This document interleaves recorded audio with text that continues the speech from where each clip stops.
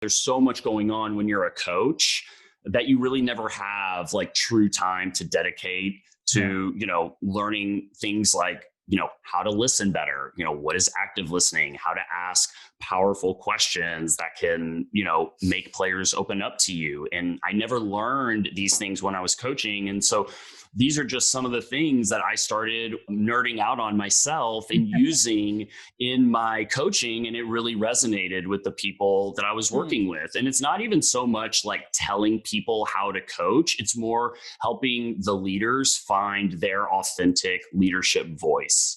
Yeah. So it's not saying like, hey, you can't yell at players, but it's also saying like, hey, you can't not like hold players accountable.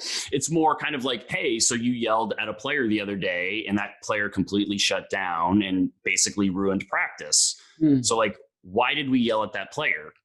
Now, I kind of like, to me, I get excited. I get really passionate about kind of like digging into that, understanding the reasons behind it, and then just kind of doing essentially like an evaluation of how could we have handled this better? This is definitely going to come up again.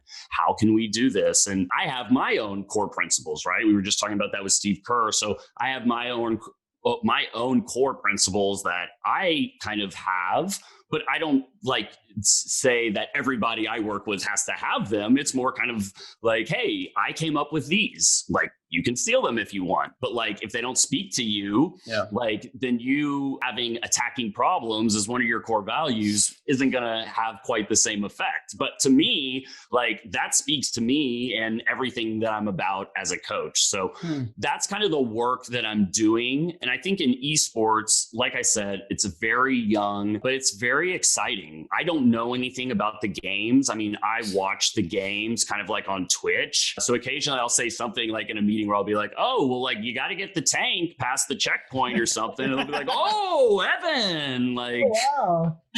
Ooh, big guy actually knows what he's talking about.